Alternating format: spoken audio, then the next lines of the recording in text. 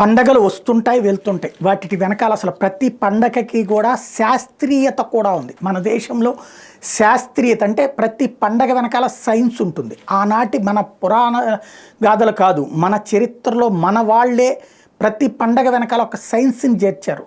దేవుడి పేరు చెప్తే తప్పించి మనం వినం కాబట్టి ఆ సైన్స్ని అమలు చేయించడం దేవుడి పేరుతో చేయించారు. ఆ దేవుణ్ణి కొలిచే మనం ఆ సైన్స్ని ఆచరణలో పెట్టడం వల్లే ఇన్ని తరాలు మనం బ్రతకగలిగాం. కానీ సైన్సు శాస్త్రవేత్తలుగా లేదా బాగా విజ్ఞానం వచ్చిన తర్వాత దేవుణ్ణి విమర్శించేటటువంటి క్రమంలో సైన్సు దాంట్లో ముడిపడి ఉన్న విషయాన్ని మర్చిపోవడం వల్లే సమాజంలో ఒక అన్రెస్ట్ ఉంది. కానీ సంక్రాంతి సైన్స్ ఒకసారి చూద్దాం.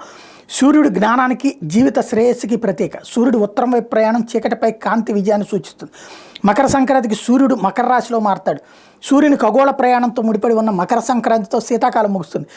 ఎండ రోజుల ప్రారంభాన్ని సూచిస్తుంది. సూర్యుని పదం మారుతున్న ఋతువులపై ప్రభావం చూపిస్తుంది. ఈ కాలం సాంస్కృతిక వ్యవసాయ ప్రాముఖ్యతకు ప్రతీక. శీతాకాలంలో తక్కువ సూర్యకాంతి ఉంటుంది. మకర సంక్రాంతి నాడు కీలకమైన మార్పు వస్తుంది. సూర్యుడు తన ప్రయాణంలో భూమధ్య రేఖను దాటి ఉత్తరం వైపు ప్రయాణం ప్రారంభిస్తాడు. వసంతకాలం మొదలవుతుంది. సూర్యుడు హారిజోన్పై ఎక్కువ సమయం గడపడం వల్ల పగటి వేళలు క్రమంగా పెరుగుతాయి. పెరిగిన సూర్యరశ్మి భూమిని వేడెక్కిస్తుంది. మంచు తగ్గుతుంది. ఫలితంగా పంటలు వృద్ధి చెందడానికి అనుకూల పరిస్థితులు వస్తాయి. ఈ ఏడాది సంక్రాంతి పండుగకి కీడు ఉందంటూ సోషల్ మీడియాలో జోరుగా ప్రచారం సాగుతుంది. కొడుకులున్న తల్లులు పరిహారం చేయాలని, ముఖ్యంగా ఒక్కడే కొడుకున్న వారు గాజులు వేసుకోవాలని కొత్త ఆచారం పుట్టుకొచ్చింది.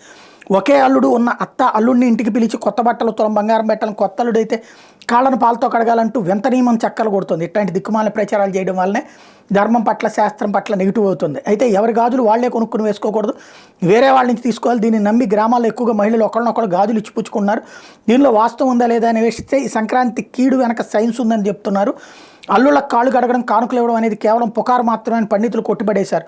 కానీ గాజులు ధరించడానికి కొన్ని శాస్త్రీయ కారణాలు ఉన్నాయని చెప్తున్నారు. ఆలయాల్లో దేవతా శిల్పాల ముంజేతికి ఆభరణాలు ఉంటాయి. వాస్తవానికి ముంజేతికి మణికట్టు భాగంలో వినాశ వ్యవస్థకు అనుసంధానం చేసే నాడులు ఉంటాయి. ఈ భాగంలో చిన్నగా ఒత్తిడి కలిగించడం వల్ల ఇవి చురుగ్గా పనిచేస్తాయి వినాళ వ్యవస్థకి.